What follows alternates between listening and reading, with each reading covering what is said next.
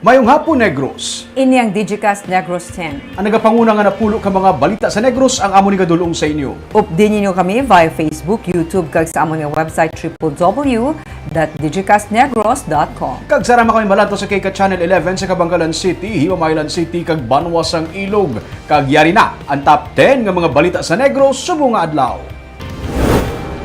Bakuna nga gintalana sa Bacolod, naubos na. Mass vaccination, ginuntat anay. Sa San Carlos City, active COVID-19 cases na naog na sa 77. Drug group leader gikan sa Silay nasapwan nga patay sa probinsya sang Rizal. Sa Bago City, mangunguma patay duha ang pilason matapos maigo sang kilat. Kaag sa tripping ni Ruming, aton bisitahon ang isa ka adventure park sa Bacolod. Initanan sa Digicast Negros X.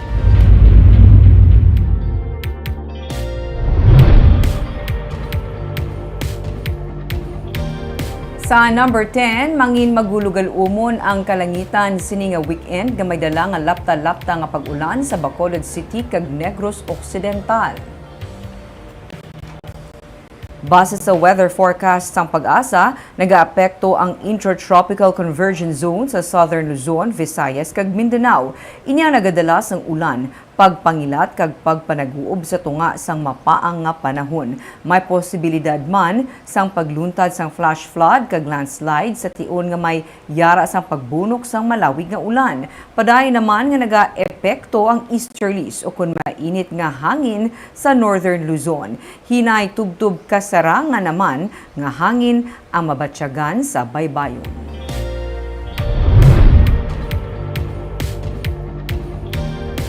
Sa number 9, sa Bago City, sa kamangunguma patay samtang pilaso naman ang duwa niyang mga kaupdanan matapos maigo sang kilat. Patay ang 34 anyos kamangunguma nga si Rex Estante matapos maigo sa kilat kahapon sa Hacienda Bigonia, Barangay Maaw sa syudad sang Bago. Nag-agom naman sang minor injuries sa duha ka mga kaupdanan nga nagatrabaho man sa katubuhan. Sunod kay Police Lieutenant Colonel John Joel Batus-Batusan, hepe sang Bago PNP, nagatrabaho sa tunga sang katubuhan kahapon ang tatlo samtang nagaulan. Gani sila naigo sang kilat. Kag si Estante amugid ang natamaan. Nalipungan ang duha niya ka mga kaupdanan sunod kay Batus-Batusan kag nag-angkon lang sang gagmay nga mga pilas.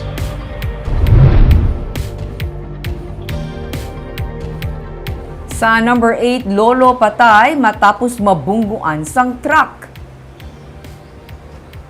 Patay ang 73 anyos nga si Felix Nantha matapos sa mabungguan sang truck sang kahapon sa Dalan Araneta sa bahin sang Barangay Tangub sa Bacolod City. Sa investigasyon sang PNP, nagatabok lang sa dala ng biktima sang siya ang mabungguan sa nagadalagan nga panel truck. Mahimo wala nakita sang driver si Nanta. Suno sa pulis, gindala pa sa ospital ang senior citizen pero ginbawian man ini sang kabuhi. Gindetain naman ang driver sang truck sa Police Station 8.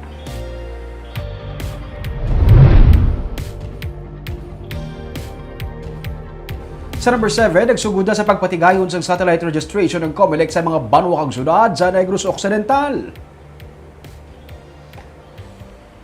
Ang COMELEC Negros Occidental ang napagwa na sang schedule sa nagkalalain ng mga satellite registration sa mga banwa kag syudad. Sunod kay Attorney Fatima Aspan, ang acting provincial COMELEC supervisor, isa sa mga requirement para makapatigayon sa satellite registration amo ang certification gikan sa City ug Municipal Health Office o kung local IATF nga nangin COVID-free ang natungdan nga lugar sa nagligad nga 14 ka adlaw antes ang petsa sa pagpatigayon sa among satellite registration. Sa Bacolod naman, as of press time, ginapatod pa sang COMELEC Bacolod ang mga barangay nga may zero COVID cases kagang ini nga iga-certify pa sa Bacolod EOC. Sunod kay Espan, amat-amat na nga ang pagdamo sa mga nagaparehistro. Sa Hulyo, natala na ang Election Registration Board hearing para sa mga nag-apply sang voters registration sang Abril tubtob Hunyo. Kag sa Oktubre naman, ang para sa mga nag-apply humanin Hulyo tubtob Setyembre. Subong may actually ongoing man, depende kung COVID-free ang barangay. So every day may mga nagasulod man nga mga request coming from the different office of the election officer.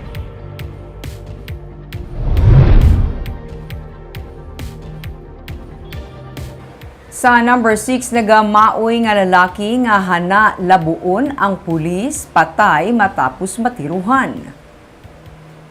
Patay ang 49 anyos nga si Jolie Lacadman matapos matiruhan sang pulis nga ginaalegar iya kuntani hana labuon kahapon sa barangay Taclobo sa syudad sang Dumaguete sa Negros Oriental. Ang mga residente sa lugar ang nagpangayo sang bulig sa kapulisan bangod ila ginreport ang pagmaoy ni Lacadman sa barangay nga may bitbit pa nga binangon. Suno sa pulis, iya pa ginhanaan nga panglabuon ang mga barangay tanod sa lugar. Sa maabtan sang pulis ang iya hana nga paglabo sa mga tanod, nag-warning shot ang pulis kag siya ang natiruhan sa tiil. Pero suno sa pulis, wala sang untat sa iya nga pagmaoy sila Kadman kag iya naman tani hana nga labuon ang isa ka pulis gani siya ang gin-neutralize na sang isa ka pulis. Ini ang nagresulta sa kamatayon ni Kadman.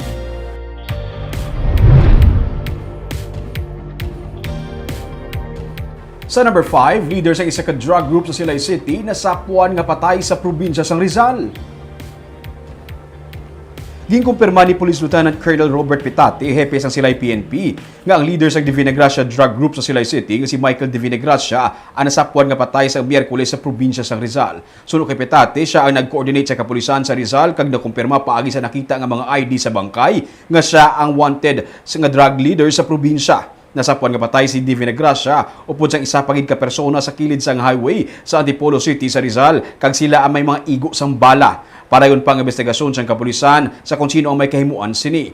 Sa nagligad nga tuig, ang syudad sang Silay kag ang Negros Occidental PNP ay nagtanyag sang 500,000 pesos nga reward money sa kung sino ang makahatag sang impormasyon agud maaresto si Divinagracia nga leader sang isa sa anom ka mga drug group sa Negros Occidental.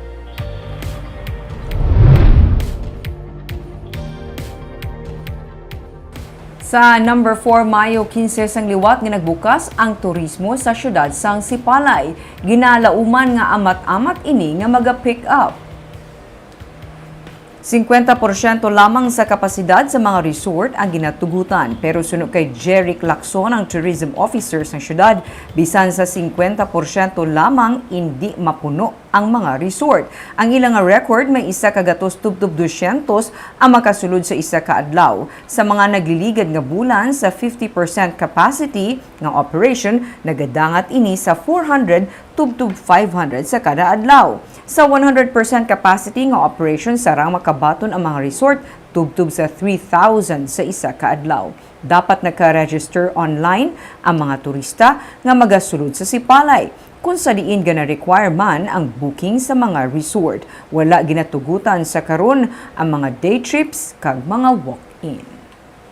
Aton mag-i-o, ma-register lang sila online. Kasi sa online registration, yung requirement sila nga ma-book prior.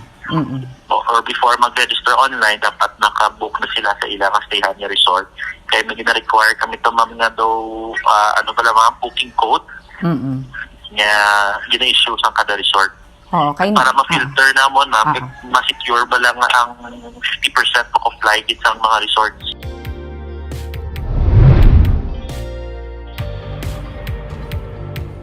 Sa number 3, matapos ang sinemana nga number 1, kag 3-digit ang mga active cases ng COVID-19 sa San Carlos City, karon nagpanaog ini sa 77. As of May 20 sa datos ng San Carlos City, 77 ang active cases sini. Sa May 17 ukon sang Lunes lamang, 155 ang na-record nga active cases kag sa kada adlaw ini nagapanubo tubtob nga naging 77. Patag ni Joe Ricalex Alingasa, ang pamuno sa Emergency Operations Center sa syudad, ang pagdubo tugas ang pagdubo man sa mga clustered nga kaso. Bisan pa nga nagdubo sa pila ka mga adlaw, wala sila nagakumpiyansa suno kay Alingasa kag padayon ang ilang nga kampanya sa publiko nga maghalong batok sa COVID-19.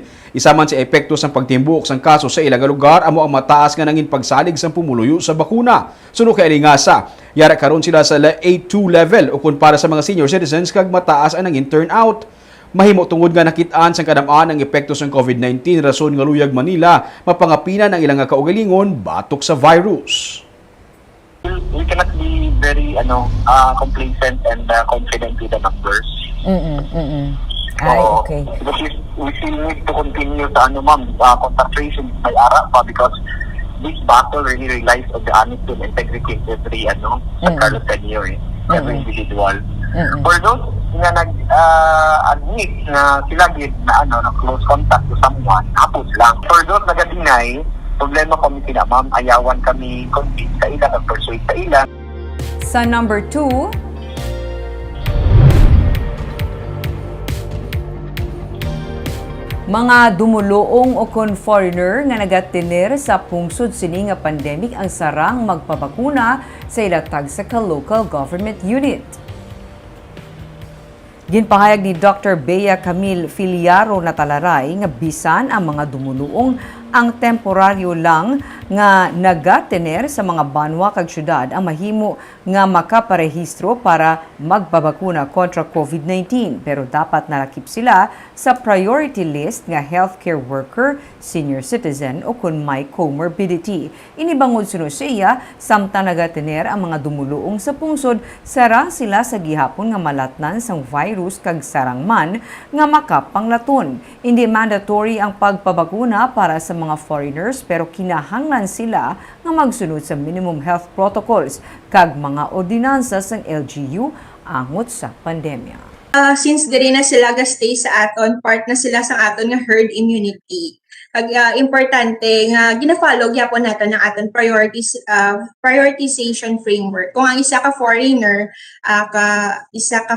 is senior citizen, syempre master list man siya as a senior citizen or kung may comorbidity siya. So gina-emphasize din naton nga kung isa ka locality, ara na siya, gastay na siya. So importante nga mabakunahan man siya. Kaag sa numero 1 sa mga balita, subong nga adlaw.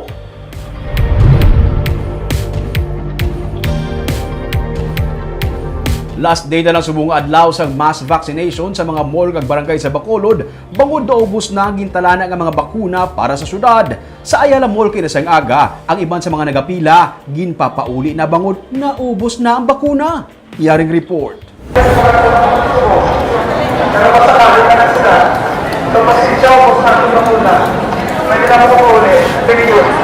Antes maglas 12 ng udto, ginabisuhan ni Dr. Chris Rongon sa Bacolod Emergency Operations Center ang mga nagainabot kag nagapila para magpabakuna nga magpauli na lang kay naubos na ang bakuna. Isa sa mga wala makahingabot si Joe Marie. Wala pa makabukas ang mall, nagpila na siya para magpabakuna. Ahay lapit na lang makasunod sa registration, ginpahibalo sila nga hindi na sila maakomodar. Naka-register ka mo? Naka-register ka mo? Wala ka man kung inform na kami sir, gapon kung inform naman niyo. Pero wala pa ka mo natawagan nga mapapwande. Nabaka sakalit, ane? Oo, kaya kagapon pa ni amon mo. Kaya ubos ko ng bakuna. Gano. Ang linya, ikaw mo dito halino. Dapat na pananila na Early pa. na-estimate na nila kung nasa pila ka tao. Sir? Di ba puli na lang ka mo subong? Daso naman ko may aral na. Sunod kay Dr. Sorongon, last day na lang subong sa mass vaccination sa malls kag sa mga barangay. Naubos na abi ang tanan nga mga bakuna nga gintalana para sa Bacolod. Nagapaabot sila nga may dugang pagid nga mga bakuna nga magainabot sa marason nga semana. Kag sa tion nga mag-abot ini, gilayon nga suguran liwat ang pagbakuna. Last day today. Pati sa SM? Ang sa SM, si ma-roll out. Nasa bang Friday, last day man. Papaita ka ba sa schedule next week? Kaya ba si ma-roll out yung second dose sa mall man?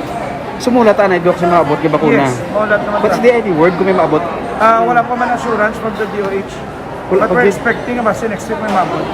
Okay. Gusto natin nga pag-abot in Sigida, kung makabot sa aga, sa hapon roll out din. So good. Sumulat na natin dok for the announcement kung saan uliwat. Yes. Dugang pa niya, ang pagdagsa sa mga tao sa vaccination centers ay nagapakita lamang nga may salig na ang tao sa mga bakuna. Ang gintalan ang mga vaccine sa Bacolod ang dapat nga ubuson sa sulod sang 6 ka adlaw. Pero ila ini naubos sa sulod lamang sang 5 ka adlaw. Nagapati siya nga may kinamatarong ang ginabakunahan nga magpili isang brand nga luyag sini kung mayara man lang sang pilian. The people have the right to know what brand is available. Oo. Because if the 3 brands, or for example, magdungan na si Sinovac, Astra, at si Pfizer, the people has the right to choose kung anong brand ang para sa ila. So pwede magkado sa mabasa mula ni Apon nga bakuna Yeah, ka kung ba? mayara man na available, why not? And it's on a first come, first serve basis. Pero subong dok kalabanan, nagasulod man lang whether wala man Yeah, gipili pero ba? may iba nga may preference ka dyan. May hara kita dok. Yes, kapangita ka dyan sa AstraZeneca, ay iba nga pili, yung Sinovac na nila. Sa pagbukas liwat sang vaccination centers, may dugang pagid nga mga malls nga himuon para area para sa pagbakuna.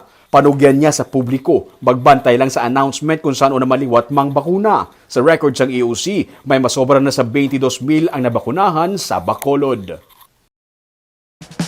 Kag sa tripping ni Ruming, nakahibalo ka mo bala nga diri sa Bacolod mayara sang adventure park? Pwede ka makadala sang imo kaugalingon nga bike kag maglibot sa ilang nga bike trail. Kung wala ka sang bike, pwede man magrenta.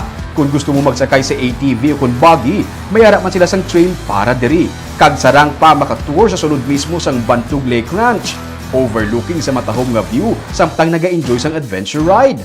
Kung makapoy ka na kagusto mo magkape o kung snacks, malapad ang lugar nga pwede tambayan.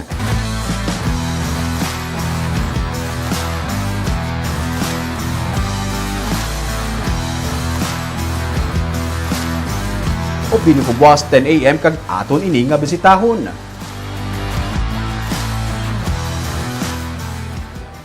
Ikaw, Barb, kung may bike ka, pwede ka ito kadala mismo sa imong personal nga bike, simply for hygiene purposes.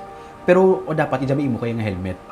Required ka magdala sa Safety own helmet. naman. Oo, kalang-alangan ma-share ka man helmet sa iba, di ba?